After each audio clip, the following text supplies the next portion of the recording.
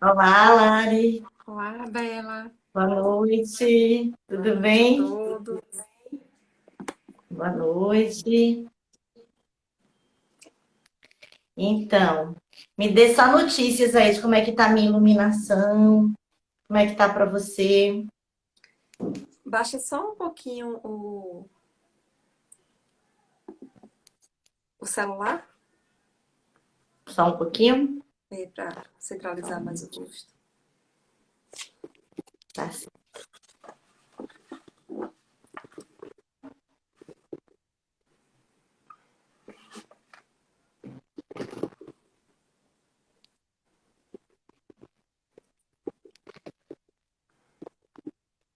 E agora melhorou? Melhorou, Opa, entendi. Que coisa boa, hein? Que não é? convite bom. O pessoal tá Estou muito entrando. feliz, muito grata. Melhorou um pouquinho aí a Melhorou. iluminação? Ah, ficou ótimo anteriormente. Foi. Liga aí pra gente ver Então, de novo. eu acho que vai ser. Como a gente tem esse tempinho aí, né, para as pessoas irem E chegando, dá deixa. tempo da gente organizar um pouco as coisas. É, quando você ligou aquela Pronto, luzinha, ficou bem bacana. ficou bom, né? É, eu já sei o que é. Só um minutinho. É.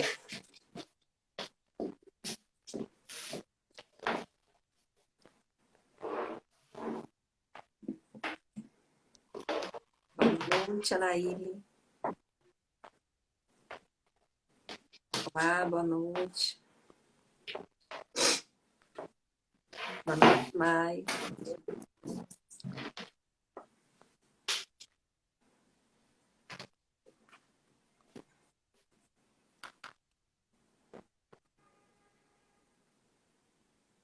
Boa noite.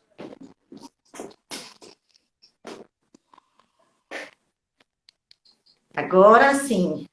Ficou ótimo. Agora sim, né? Boa noite, Léo. Oba! Boa noite, Então, mãe. gente, boa noite. Eba! A mãe aí, né? É. Essas mães visitam as lives. Que coisa boa. Liliane disse que não está Tem me gente que está ouvindo. dizendo lá. Está me ouvindo bem, Você está Bela? bem por mim. Tá bem para você? Tá. Excelente. Super excelente.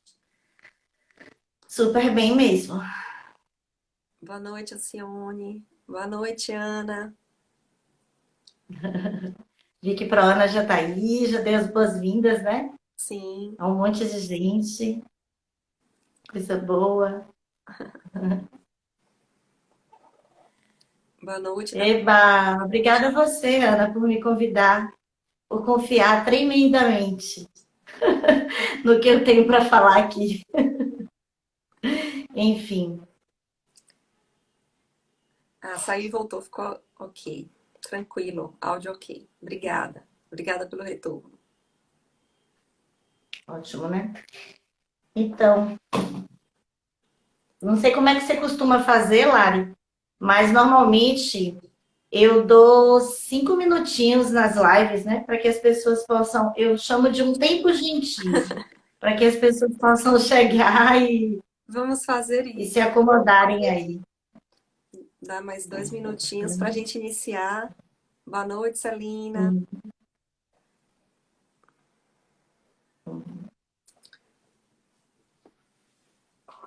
E aí você vai contextualizar um pouquinho, né? Isso mesmo.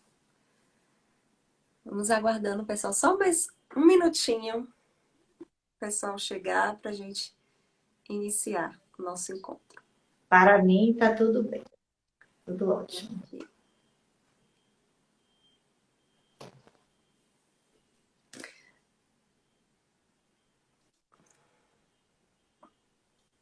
Alguns membros do curso estão aí chegando.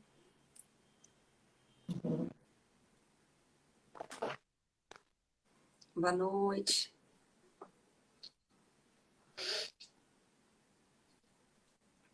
Boa noite, Enio.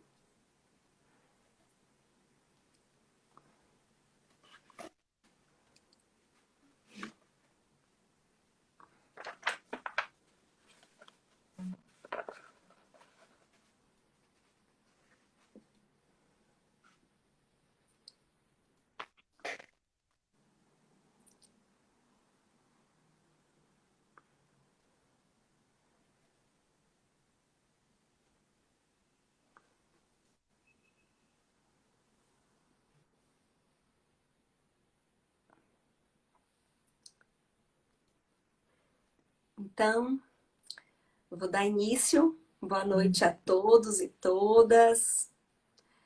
Eu sou Larissa Borges, vice-coordenadora do NEENFES, que é o Núcleo de Estudos em Educação Matemática, aqui em Feira de Santana, e mediadora da live. Hoje damos início à sequência de lives promovidas pelo NEENFES para o curso de extensão em modelagem matemática tematizando o bullying. E é com imensa alegria que contamos hoje com uma convidada muito especial, que trouxe para aqui para a Feira de Santana, nos cursos de formação, a temática do bullying. E um agradecimento especial meu, porque foi com ela que eu tive a oportunidade de escutar pela primeira vez sobre bullying e iniciar meus estudos com este fenômeno. Isabela Sabac é psicopedagoga, pedagoga, coordenadora do GEM, que é o Grupo de Estudos em Educação Moral aqui em Feira de Santana. É também orientadora educacional do Colégio Despertar. Hoje iremos tematizar sobre o bullying e eu já queria começar, Bela, com um questionamento, né? Assim, é muito importante reconhecer o fenômeno bullying, principalmente identificar para poder também intervir. E de que forma a gente pode tematizar isso nas aulas de matemática, né, por meio da modelagem?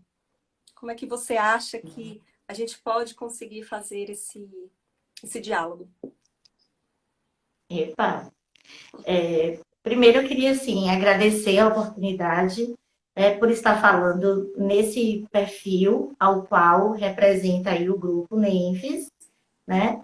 Depois, pelas pessoas que representam esse grupo, sabendo que não só é composto por vocês, obviamente, por um grupo de pessoas tão maravilhosas, né, quanto vocês. Então, assim, eu sou muito grata de poder ter sido convidada para falar a este grupo, mas também prestar toda a minha honra a você, Lari, pela sua sensibilidade, né? Quando você menciona que aprendeu comigo, eu digo assim, que é feliz de você e de mim, né? Que contamos com a sua sensibilidade. E que bom que as escolas estão ganhando com essa pesquisa, com esse trabalho acerca dessa temática associada a uma área do conhecimento que, estranhamente, né, dentro da cultura e que a gente pode observar no trabalho com a matemática, por exemplo, né, trazendo de forma transversal, não sei se seria o termo adequado para os seus estudos, mas ouso dizer que de forma transversal a discussão de um fenômeno, de fato, da convivência humana, que é muito importante de ser pensado, não pelo volume pelo qual ele acontece nas escolas, porque a gente vai conversar um pouquinho sobre isso, mas pelos impactos que ele provoca, né, quando, de fato, diagnosticado como um fenômeno que foi bem sucedido na sua forma inadequada de estar, né, entre as pessoas. Então, a sua pergunta, ela é boa de ser respondida exatamente nesse tom, né? De que, assim, como é, de alguma forma, interessante podermos ver a temática do bullying como transversal ao estudo do trabalho com a modelagem matemática. Eu não estudei profundamente a modelagem matemática, mas tenho conhecimento acerca desse trabalho, né, desenvolvido por conta de todo o trabalho desenvolvido na escola e por ser Ana Virgínia a formadora de matemática, né, a qual eu estive por muito tempo também em sala de aula, também como coordenadora e, enfim, estudei um pouco sobre o tema, então vejo total consonância, total coerência de que qualquer que fosse o tema daria certo dentro do trabalho com modelagem matemática. Sendo o bullying, eu já vou entender que é de grande valor, especialmente porque na construção dos modelos matemáticos, eu penso, e eu já vou chamando um pouco para talvez questões que a gente possa discutir lá na frente, os modelos matemáticos, né, eles podem dar indícios da profundidade dos impactos que um comportamento inadequado frente a outro, né, a outra pessoa, pode realmente trazer de resultados negativos, né? Então, a minha sensação é de que tematizar o bullying nas aulas de matemática é uma forma de, com muita qualidade, quantificar junto com esses alunos, né? Quais são os impactos. Talvez fosse essa uma forma de justificar essa condição do trabalho do bullying junto a um trabalho de matemática. Mas, Lari, parece ser importante a gente conversar um pouquinho sobre o que de fato, né, vem a ser o bullying. Sim. Eu penso que falar um pouquinho, parece que foi um dos motivos, inclusive, né, da live, discutir o que é o bullying, que fenômeno é esse, né, como ele se constitui efetivamente, e qual é a orientação e o nosso olhar aqui, porque nós sabemos que tem outros olhares sobre o bullying, né, mas qual é o olhar que nós trazemos nesta noite aqui, né? Então, assim, a abordagem que eu vou trazer é uma abordagem construtivista da análise do bullying, né? E essa, como o próprio nome já diz, é uma abordagem que vai nos ajudar a pensar como é que, dentro de uma escola, ou dentro de um espaço educacional, ou dentro de um espaço de convivência que seja extraescolar, todo um processo de interação entre os alunos pode repercutir em contravalores dentro dessa convivência e que vão, de alguma forma, configurar como impacto uma situação de bullying, né? Então, o que é o bullying? O bullying, ele é uma ação sistematizada junto de um semelhante frente a outro semelhante. Entenda-se aí o aluno criança, o adulto como adulto, ou seja, o bullying na universidade já é também objeto de pesquisa, a gente sabe que já acontece, né? E esse comportamento sistematizado de agressão intencional configura um ato de violência, pois é tão cuidadosamente pensado e tão cuidadosamente direcionado que traz danos muito graves a quem sofre o bullying. Então, isso já nos ajuda a responder o seguinte, né? O que pode levar um ser humano a olhar para o seu semelhante e, consciente das fraquezas desse semelhante, agir exatamente no calcanhar de Aquiles dele? Porque é assim que funciona o bullying, né? O bullying ele se dá de diferentes formas, por diferentes motivos, mas todo ele, os estudos apontam, tem raiz em uma ação de preconceito, né? Não é puramente o preconceito dentro da visão construtivista, porque se assim fosse, nós teríamos, por exemplo, todo negro sofrendo bullying. Como não temos essa repercussão garantida nas pesquisas, então temos que o preconceito ele pode ser a raiz do bullying, mas não é só a análise que nós fazemos, não é tudo que nós analisamos. Por quê? Porque no momento em que eu me dirijo a alguém e eu sistematizo um comportamento reincidente junto àquele ser humano, a partir de uma característica que lhe é peculiar e que lhe é própria, e esse outro é frágil, aceita, eu tenho aí uma fragilidade do ponto de vista moral.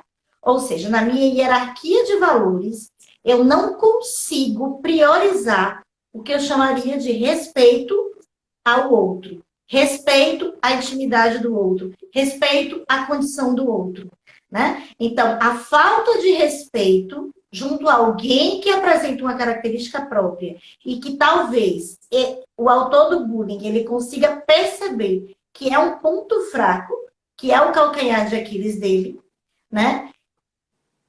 É exatamente um móvel utilizado para tornar aquele sujeito frágil e diante de uma situação social estigmatizado e sofrido por uma característica que lhe é própria, mas que naquele momento desqualifica a partir da sua autoimagem e diante dos outros também, né? Uhum. Então, assim, o bullying, ele tem uma configuração e um cenário para se constituir bullying. Não é qualquer situação que a gente poderia dizer que é bullying. Inclusive, esse, nos momentos mais áureos da discussão, né, sobre bullying, enfim, quando a gente inaugura aí essas discussões no Brasil de forma mais veemente, o que a gente percebe? Que tudo passava a ser bullying. Toda e qualquer situação de O agressão noticiário passava a estava ser bullying. cheio. O noticiário estava Tudo é cheio. E, bullying. na verdade, tudo é bullying, né? As escolas, por exemplo, os pais chegavam, meu filho está sofrendo bullying, está vivendo bullying, a própria criança se defendia afirmando o bullying, né? Mas, na verdade, a gente não tem no fenômeno do bullying algumas características em detrimento de outras que precisam existir para que seja bullying, né? Eu queria te deixar muito à vontade para você ir questionando se for o caso e fazendo considerações, mas então, você acha que eu já posso falar um pouquinho sobre essas características do que Sim, seria? acho importante para a gente. Você falou um pouquinho também dos dados, aí seria interessante que você falasse um pouquinho dessas principais características para a gente relacionar com esses dados em sala de aula da matemática. Então, então, o bullying enquanto fenômeno, a partir dos referenciais da psicologia moral, nós vamos entender que ele se dá na relação entre pares, então nunca fora dessa relação. Então, toda vez que a gente disser assim, o professor fez bullying com o aluno, não cabe, porque no entendimento, o que fica claro é que para, de fato, ocorrer uma intimidação deste nível, nós precisamos ter relações de simetria, ou seja, de paridade, né? Não há que se ter uma autoridade falando a alguém, rebaixando alguém a sua condição de valor. Por quê?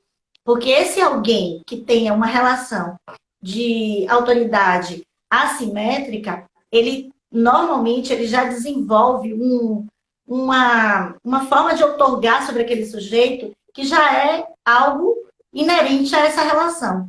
Então, já há um ato de subjugação, né? Então, a gente daria um nome, num caso como esse, de assédio. Então, se tem um aluno, por exemplo, que numa sala de aula tem um professor que rasga a sua prova na frente, né? Que intimida, que pede para sair da sala de forma desrespeitosa, que não respeita a privacidade do aluno, coisas dessa natureza, nós teríamos o que é chamado de assédio, né? De um assédio social, e a gente não teria aí uma situação de bullying. Mas alunos, seja ele de que idade for, com alunos, né? Colegas de trabalho que tenham uma mesma função, que estejam numa mesma dimensão hierárquica, aí sim nós temos uma situação de bullying garantida se houver algum tipo de intimidação. E especialmente se nós tivermos uma intimidação que é reincidente, né? Que ocorre sistematicamente, por isso o nome, ou seja, não dá para dizer que uma agressão pontual, do tipo, eu olhei para você e disse assim, mas Larissa, seu sapato tá feio, né? Seu cabelo tá feio. Enfim, uma situação pontual não seria bullying, mas uma situação sistematizada, uma situação velada, uma situação que fere, né, a imagem, quebra a imagem desse sujeito diante de um grupo que observa, mas não confronta, e a gente vai entender por quê, aí sim nós temos bullying, né? E normalmente, quem são esses dois protagonistas aí, né, na situação de bullying? Nós temos o autor, que é exatamente alguém que falta sensibilidade moral para, numa hierarquia de valores em que o respeito, a justiça, a tolerância pudesse ser superior a outras como quero me sentir forte, né? Me sinto forte, me sinto mandão, ou me sinto melhor do que o outro, enfim, com valores que a gente chamaria de menos sofisticados do ponto de vista das relações humanas, né? Nós teríamos aí esse ser humano que é tão frágil quanto quem sofre, mas se um está frágil para desenvolver o comportamento agressivo, o outro está frágil para não se reconhecer valor e sair daquela condição de subjugação. Então, nós temos o autor e nós temos a vítima, né? Então, o autor, ele, em sofrimento, age sobre a vítima, e a vítima, por não se reconhecer valor, inclusive admitir esse lugar ao qual é colocado, né, aceita essa situação de intimidação. E uma plateia também que não se indigna com a dor do outro. Então, e aí o que você está trazendo, Lari, que é o terceiro, né, seria o terceiro personagem do fenômeno, para que ele se configure bullying, nós temos aí a plateia, e as pesquisas também mostram que o maior investimento a ser feito é exatamente num trabalho que seja de alcance maior. A gente vai falar sobre isso dentro da escola. Por quê? Se nós temos para um autor de bullying, né, nós podemos ter uma plateia de 10. Né? Para uma vítima, nós podemos ter uma plateia de 10. E a pergunta é, o que essa plateia de 10 faz? Por quê? O autor de bullying, ele não é, né? Gostaria que você lesse aí essa questão de Marco depois, tá Lari? O autor de bullying, ele faz a ação de intimidação de forma tão planejada e de forma tão calculada, né? Que as autoridades do espaço, as pessoas que desenvolvem, né, a segurança das crianças, dos adolescentes, ou mesmo nas instituições entre adultos, né, que são pessoas que poderiam regular as relações naquele ambiente, elas não conseguem perceber. Né? Elas não conseguem perceber que aquilo está acontecendo. Então, observe que a vítima, ela faz queixas recorrentes e até queixas sofridas, mas não é compreendido. Mas será? É verdade? Mas o que você fez para isso acontecer? Ou seja, por uma inexperiência, se você não tem um olhar cuidadoso, se você não segue algum protocolo de investigação do fenômeno, é bem provável que se coloque o sujeito numa condição, a vítima numa condição de menor valor ainda. Ou seja, se o autor vai dizer para ele que ele não tem valor, ele ainda vai dizer assim, ninguém acredita em mim, então é sinal de que, de fato, eu não estou certo. O que eu estou dizendo não é verdade, né? Não está acontecendo isso comigo, isso é coisa da minha cabeça. Então, veja, é uma situação de muita complexidade, né? A gente precisa ter muito cuidado ao observar as relações entre pares, especialmente no ambiente educativo, exatamente porque é muito sutil, né? A gente teria que estar dentro de uma condição de presença muito intensa junto às crianças, e a gente sabe que isso não acontece, né? Então, as crianças, elas saem para recreios, né? As crianças, elas ficam em situações de grupo sozinhas. Ah, mas o professor está de olho. Claro, o professor está de olho, mas as situações, elas acontecem como um flash, né? E existem também os acordos como pano de fundo para esses comportamentos que as crianças desenvolvem, especialmente o autor. Então, normalmente o autor é alguém que conquistou a popularidade, né? Que tem o respeito do grupo. E tem o respeito do grupo não só porque nele é reconhecido valores. Muitas vezes a plateia até nem identifica esses valores, né? Aos quais ele até convence o outro a ter. Mas o que acontece é que ele consegue ser tão assertivo nas relações e ele consegue manipular de tal forma, né, que ele atrai a atenção para ele e garante esse espaço de protagonismo junto ao ato de violência à vítima. Então, voltando, a plateia, ela é... Pode falar. Pode falar, Ana.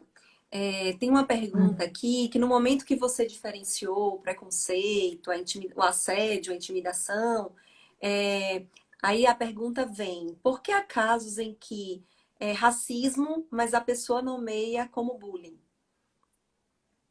Então, porque na verdade, pode haver, o bullying ele pode ter raiz do racismo, né?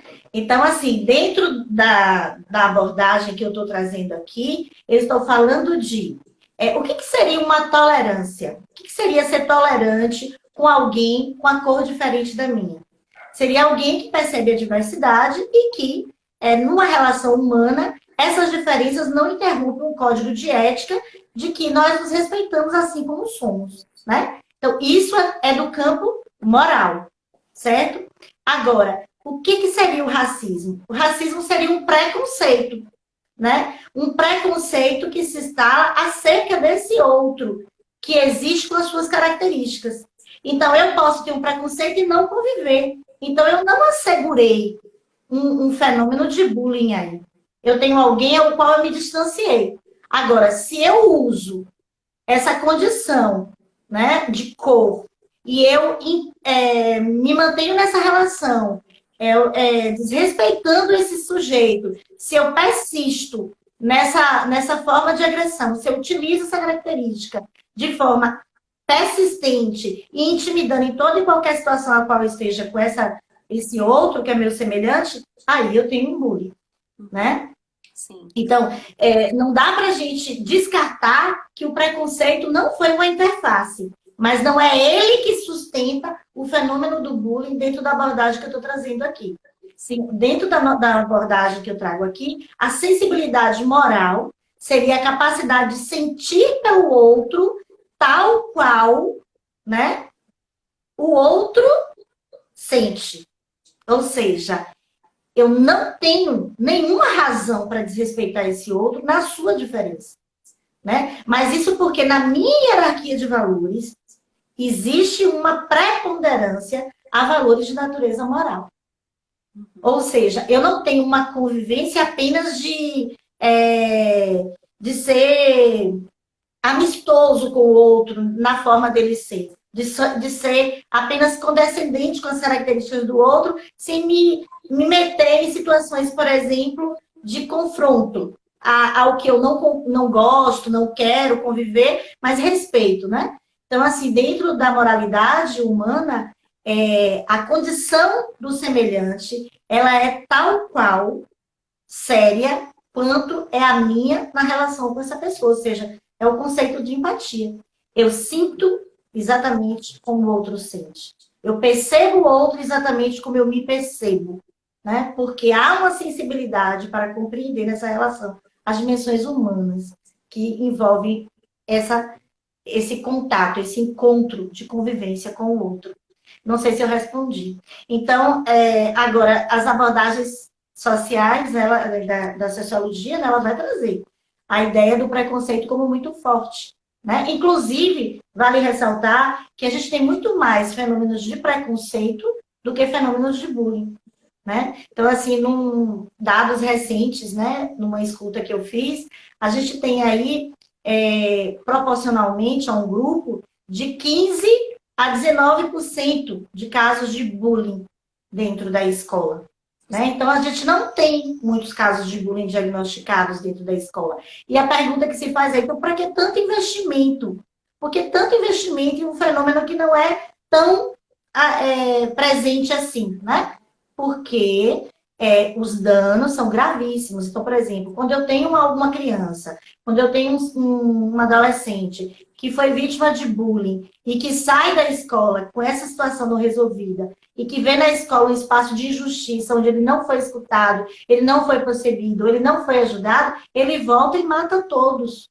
Né? Ele volta e mata professor, ele volta e mata os colegas, né? Ou seja, o dano ele é tão grave, né, que a gente precisa tratar do fenômeno interpretando, inclusive para desenvolvermos o que a gente vai chamar aqui de um trabalho de prevenção.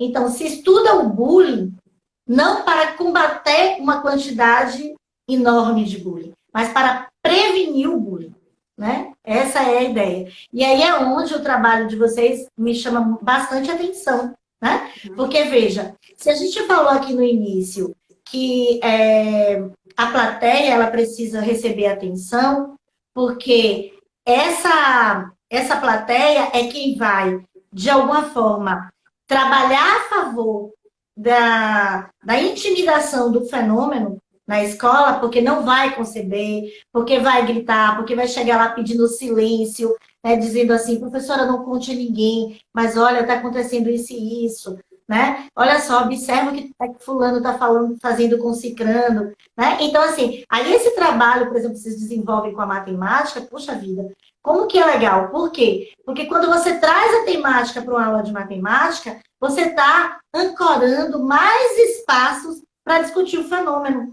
Então, ok, que eu esteja no estudo de modelagem matemática, que a minha observância seja pensar, por exemplo, os modelos matemáticos e que entre aí uma estatística como essa, como resposta, que as crianças encontrem, né? Mas, professora, por quê?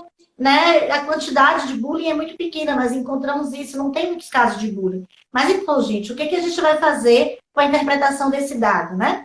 Uhum. Mas por que será que tantos Sensibilizar, né? estudos? É uma forma de sensibilizar moralmente esses estudos. Então, esse, inclusive, Lari, seria o ponto mais importante para mim do seu trabalho, né? É o quanto que você soma valor, né, ao seu trabalho com a matemática, mas buscando mais recursos de tempo para tematizar algo, né? Tão importante e tão relevante.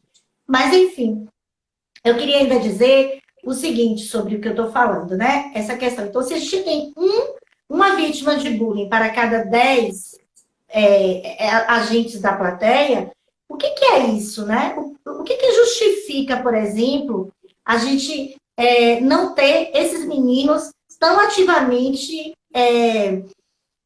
confrontadores de comportamentos de violência contra os colegas, né? Então, é importante que a gente compreenda que não tem aí uma falta de lealdade, né? Que não tem aí um comportamento que a gente poderia chamar disfuncional do ponto de vista neurológico, de pensar uma psicopatia, coisas dessa natureza. A gente pode ter, né, questões a descobrir, a investigar dentro desses comportamentos desses meninos, mas não é algo que a gente faça de primeira mão. A gente precisa primeiro levar em consideração quais são as questões de natureza afetiva que estão em jogo no momento que esses sujeitos, eles agem da forma como agem. E essa foi uma pergunta de Ana Carícia em relação a essa... Sim, o que ela fala? Né? Estatisticamente falando, quais são os pontos mais motivadores desse fenômeno, né? Então... Exato. A gente poderia trazer o componente da afetividade, né, como um elemento de muita relevância. E o que eu estou chamando de afetividade aqui? A energia que move o sujeito, né? E energia no sentido do comportamento. Então, assim, eu olho para Larissa e admiro Larissa pela forma como ela é, pela forma como ela se porta, é uma estudante exímia, é alguém que se coloca muito bem. Então, esse sujeito, ele é um espelho para as minhas características, né? Ele nega tudo que eu gostaria de ser também, ou que eu não consegui desenvolver em mim. Eu até tenho potencial para desenvolver, mas não tenho forças para desenvolver. Então, para diminuir a minha dor de não ser quem ela é, tudo que eu posso fazer é agredir ela. Então, do ponto de vista afetivo, eu vou ferir aquilo que eu desejaria muito para mim e que eu não consigo ter, né? Ou não consigo ser, ou eu não tenho forças para ser. Por isso que no trabalho de intervenção junto ao bullying, nós temos duas direções. Nós temos uma direção a favor de fortalecimento da vítima, para que ela seja a grande protagonista de saída desse lugar, né? Desse lugar de vitimização. E temos quem vitimiza também como alvo de trabalho. Porque esse que vitimiza, ele precisa ser alcançado naquilo que é potencial para ele, né, para que ele desenvolva, mas para que ele também perceba que a dor dele não pode ser nenhuma justificativa para machucar o outro. Então, como que eu resolvo a minha dor para que eu não precise adentrar no espaço do outro desrespeitando? Né? Então, veja, é um processo de nutrição mútua. Né? Se tem um que aceita, tem outro que faz, mas todos dois por uma fonte, com certeza, baseada na dor. E aí, o trabalho com a prevenção é no sentido de ajudar esses meninos e meninas a terem na escola espaços sistematizados de trabalho com o que a gente chamaria de trabalho com a convivência. Por quê? Na nossa experiência, por exemplo, lá na escola a qual eu estou representando aqui, né, o Colégio Despertar, Larissa também atua lá, o que a gente faz? A gente tem dia, hora e trabalho especificado para desenvolver o trabalho com a convivência. Ou seja, nós temos um projeto, que é o projeto da convivência ética na escola. Dentre os caminhos que a gente faz para trabalhar com esse projeto, nós temos aí o projeto anti-bullying na escola. Como é que a gente faz esse projeto anti-bullying? Tem uma Né? pergunta Pode... de J. Mello, e ele questiona se as escolas elas estão preparadas para trabalhar, né? Para iniciar o projeto. Então, como você está falando de projeto, eu acho que cabe a entrada aí desse questionamento. Então, Lari, o que eu posso dizer? Não. Não está. Não está, e não é por mal, né? Não está porque na formação de base dos docentes, nós não temos, né, a formação de base, na formação acadêmica, né, o trabalho na pedagogia. Ele não habilita, não nos habilitou até aqui, não nos habilita a trabalhar, né, com a convivência na escola. O máximo que a gente conseguiu estudar profundamente, é o fenômeno da indisciplina. Mas a indisciplina aí entendida como uma quebra de contrato social com a aprendizagem, né? Ou um desrespeito ao professor. Então, a máxima de pensar a convivência como um espaço, né, como uma oportunidade para o desenvolvimento moral e ético dos alunos, isso a gente não viu de forma sistematizada. Então, o que falta às escolas? Falta essa consciência de base que pudesse render estudos continuados dentro do próprio ambiente para pensar seus próprios projetos. Então, não tendo isso, como é que essa situação tem sido resolvida, né?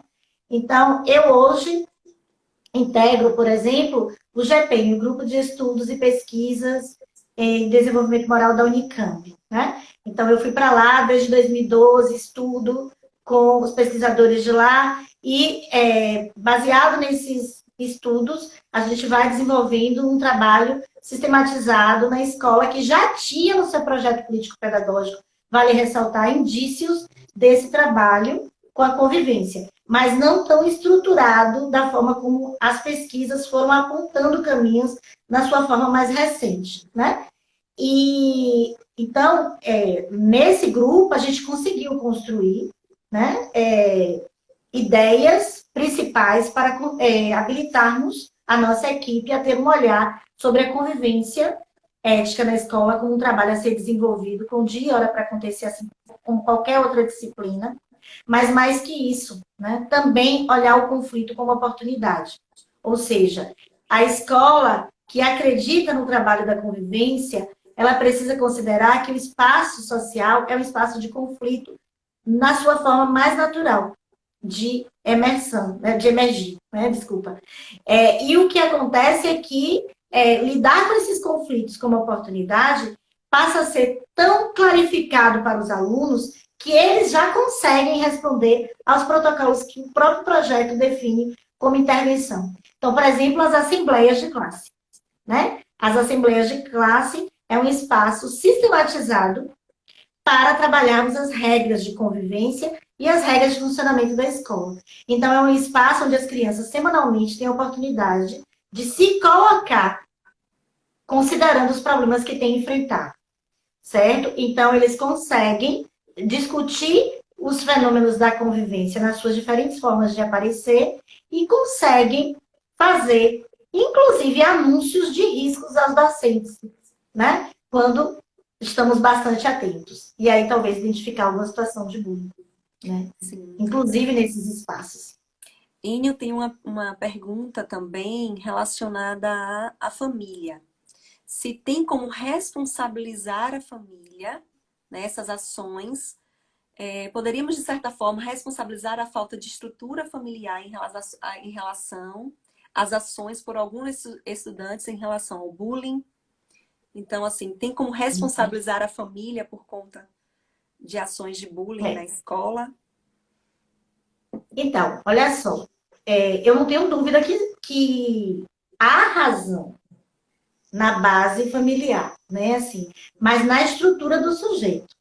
Então, veja, se eu tenho um sujeito muito fragilizado, eu preciso ir buscar essa fragilidade em causas, e uma das causas pode ser essa estrutura familiar. Ou seja, esse sistema familiar, ele pode ter sido coadjuvante no processo de constituição da personalidade desse sujeito e talvez trazer para uma convivência social um sujeito fragilizado, pelas formas como se organiza, enfim, né? Mas eu não posso dizer que o bullying é culpa da família, né? Por quê? Porque o bullying, ele é um fenômeno de natureza social. Ou seja, para ter bullying tem que ter convivência. Para ter convivência tem que ter pessoas. E para ter pessoas que, de fato, estejam numa situação de bullying, isso precisa acontecer nas relações de paridade. Ou seja, não dá para ser uma relação entre adulto e criança. Então, veja, o contexto onde se desenrola o fenômeno do bullying, ele não é de responsabilidade da família.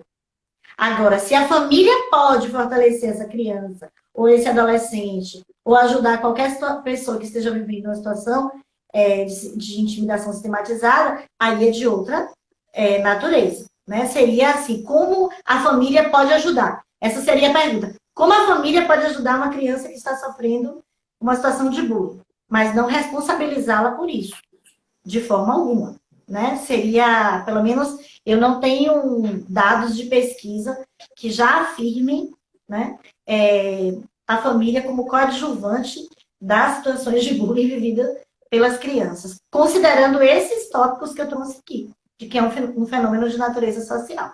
Agora, a constituição desse ser humano, né, considerando esse ambiente da casa, é uma outra dimensão a ser pensada.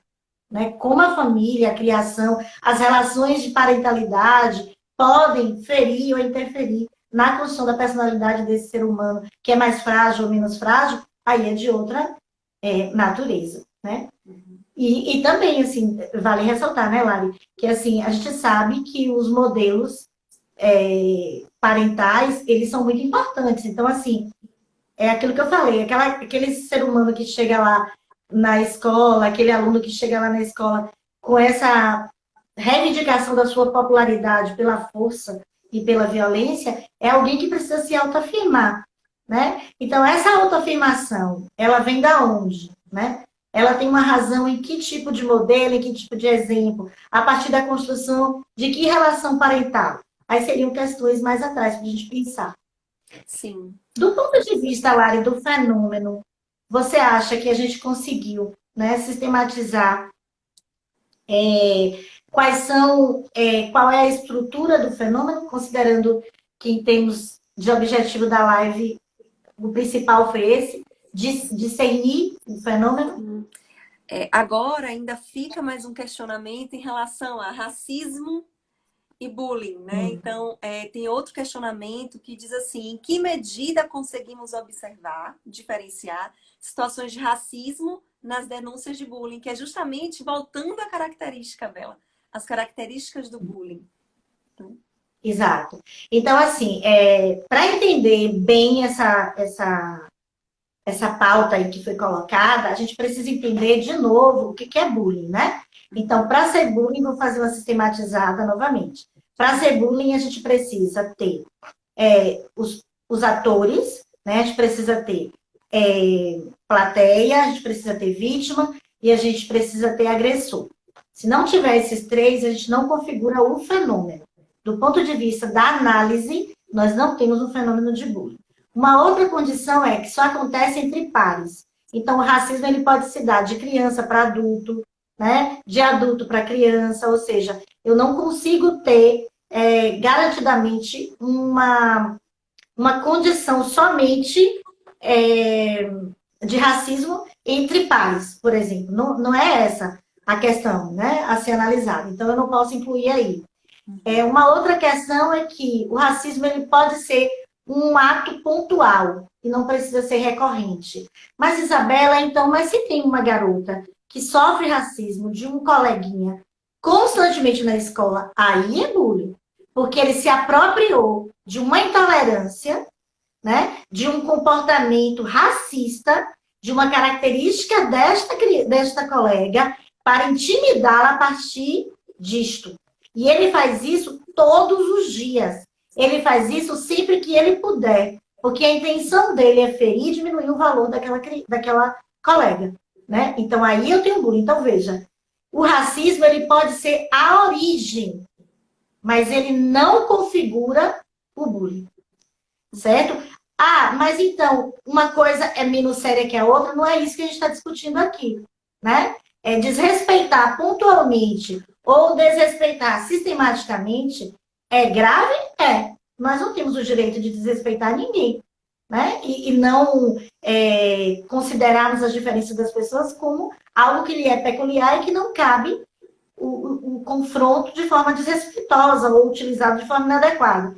Mas a gente está trabalhando aqui o bullying, né? Enquanto fenômeno social, enquanto problema da convivência, enquanto violência que a gente encontra nos contextos diversos da sociedade, entenda-se os formais e não formais, mas sempre nas relações de grupo e nas relações de paridade. Bela, Então, não sei se... eu acho que o pessoal pode responder, mas você sistematiza, retoma as características do fenômeno, que é muito importante para o grupo, né? O grupo de estudos, o grupo do curso de extensão, que está aqui participando em peso. Não há dúvida, né, dos danos causados pelo bullying. A toda a comunidade, né? A todo grupo, não só, como você falou, não só a vítima, não só ao autor, né? Então, de que forma a gente pode inspirar essas escolas, né? Tem aqui vários professores, de que forma a gente pode inspirá-los, né, a levar essa temática, né? Claro, a gente falou por meio da modelagem, é uma forma, mas que esse trabalho se efetive na escola. Porque, assim, Então, eu uma acho coisa que é que... importante é que a gente fala muito assim, não é o dia do bullying, vamos fazer cartazes de bullying. Né? Que só isso não se efetiva um trabalho de prevenção. Né? O dia do bullying. E de que forma isso pode se efetivar? Eu acho que a gente pode ir concluindo as nossas falas, né, em relação a isso. Ok, então, assim, o que eu posso dizer é que, de fato, né, campanhas anti-bullying não são suficientes, porque não coloca os sujeitos envolvidos no processo formativo em atividade junto às questões da convivência. Ou seja, eu só aprendo aquilo que eu experimento, né? Como é que eu posso sensibilizar as escolas, como é que eu posso convidar as escolas a pensarem, é olhar para a convivência como valor. Ou seja, as relações humanas como valor na escola. Se eu não entender as relações humanas como um valor, e se eu não entender a formação da moralidade do ser humano, né, a formação ética desse ser humano, e as formas mais assertivas de convivência, como dar a responsabilidade da escola, né, tão só não, mas como basal no trabalho da escola, eu não vou conseguir desenvolver um trabalho que possa se multiplicar. Né? Então, assim, eu acho que essa live que vocês estão fazendo aqui, num curso de extensão dentro da universidade, e o tanto de trabalhos que a gente já vê desenvolvido dentro da universidade, tomando a convivência como um valor e a convivência ética como objeto de estudo, já é, sem dúvida, passos dados. Né? Então, eu posso trazer aqui meu depoimento, Lari, com relação ao GEM. Então, a gente trouxe em 2014, mais ou menos, acho que foi 2014, 2015, nós tivemos, 2015, quando a lei anti-bullying, ela surge como projeto de lei, a gente desenvolveu um workshop aqui em Feira de Santana, com quase 9 pesquisadores, né?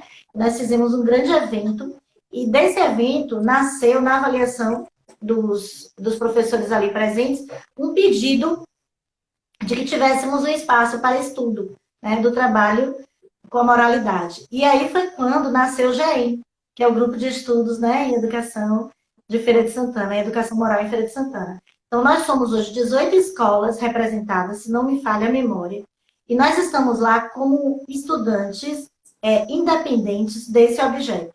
Por quê? Entendemos que quando esse objeto chega na escola e quando, de fato, há um projeto, quando ele está inserido no projeto político-pedagógico da escola, quando, de fato, é um projeto sistematizado, com objetivos, né, com sequência de atividades desenhada por série para acontecer, com ênfases para cada série. Esse trabalho está desenhado, a gente percebe mudança qualitativa na convivência na escola.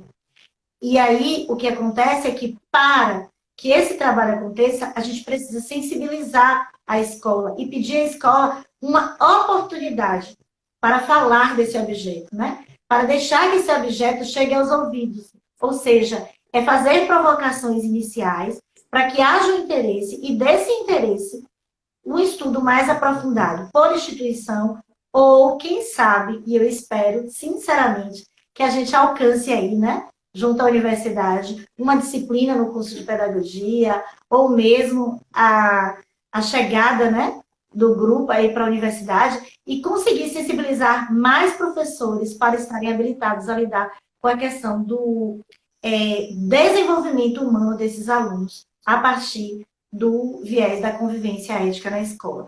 Nós temos muita literatura produzida, temos muitas pesquisas, né? A gente pode acessar o GPEM, a gente pode acessar Somos Todos contra o Bullying, que é um canal que está lá dentro se eu não me engano, se acessar assim, você vai chegar, inclusive, ao site do GPEM, se eu não me engano também. Ou seja, nós temos muita produção. A literatura produzida a partir desse referencial, a gente não encontra aqui na Bahia facilmente, infelizmente. As nossas livrarias não vendem, né? Mas na internet a gente consegue acessar a todas elas. E já é um sem número de produções a partir desse referencial. Então, sensibilizar seria o caminho. E eu acho que a gente está fazendo isso aqui, né? Quando a gente está conversando essas coisas, frente a tantos professores. Então, a ideia é que a gente possa realmente continuar falando sobre esse assunto. Uhum. Ana Carissa, Mas, a gente enfim. aqui, para finalizar nossa live, precisamos também ter o desejo de mudar esse cenário. E talvez, Ana, né? O nome dela? Ana, isso, Ana Carissa. Ana. Talvez, Ana, o caminho para a gente querer mudar esse cenário seja o de olhar para as relações humanas como uma temática que é cara à humanidade, né? É cara à escola. Enquanto nós não dermos atenção para essa dimensão da formação humana, enquanto nós não entendermos que desenvolvimento moral é processual e que, se é processual, há que se ensinar a ser moralmente ético, há que se ensinar valores para que haja adesão, a gente não vai definir a hora, o dia e como a gente fará esse trabalho.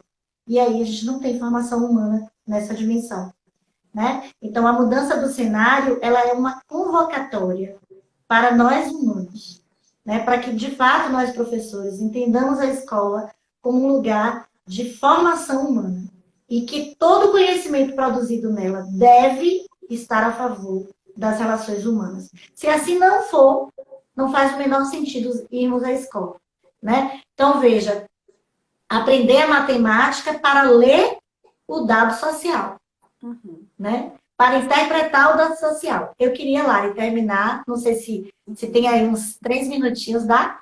3 minutinhos eu tenho para contar 55 minutos de live.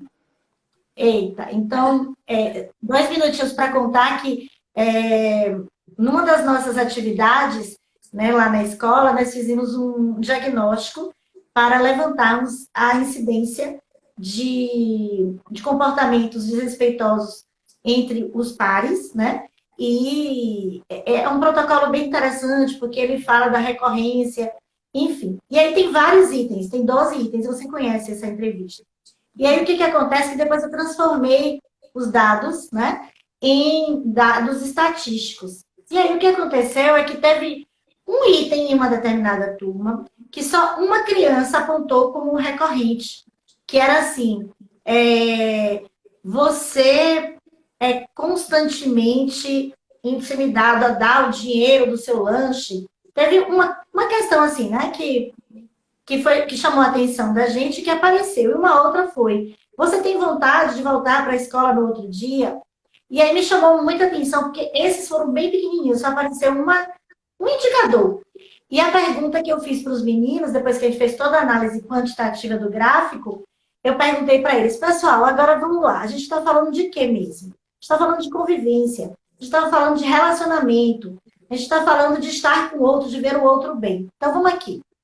Quando a gente analisa uma pesquisa, se fosse para saber quem gosta mais do parque, é a mesma coisa de analisar uma pesquisa como essa, né?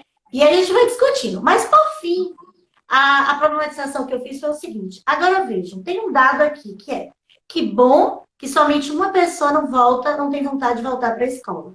Mas a minha pergunta é, e esse um importa?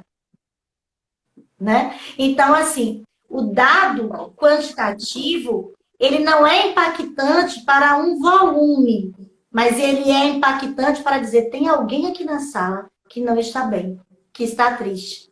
E se um não está bem, a sala precisa pensar sobre isso, né? Então, as pesquisas em relações humanas, elas sofrem por isso, né? Porque é de natureza muito subjetiva. Ou seja, falar do ser humano é subjetivo. Mas a gente precisa trazer isso a algo objetivo, precisa trazer objetividade para essas formas de trabalho, e é isso que Larissa está fazendo aí. Né, Lara, eu quero te agradecer pela oportunidade, né? Foi um bate-papo, né? Enfim, muito obrigada. É sempre muito bom falar desse tema. Eu saio contagiada, assim. Eu falei e tive vontade de falar mais. Então, isso é bom. Meu professor está aqui dizendo, falou isso na sala, né, Larissa? Falou sim, vazando. Verdade. Gostaria de agradecer também a você, Bela, a todos que estão aqui na live presentes, que participaram, que contribuíram com alguns questionamentos para que a gente seguisse, né, falando um pouco sobre o bullying e dessa relação com a matemática. Um beijo a todos. Até a próxima live. Aguardo vocês. Beijo, pessoal. Beijo. Tchau. Vai gravar, né, Lara? Sim.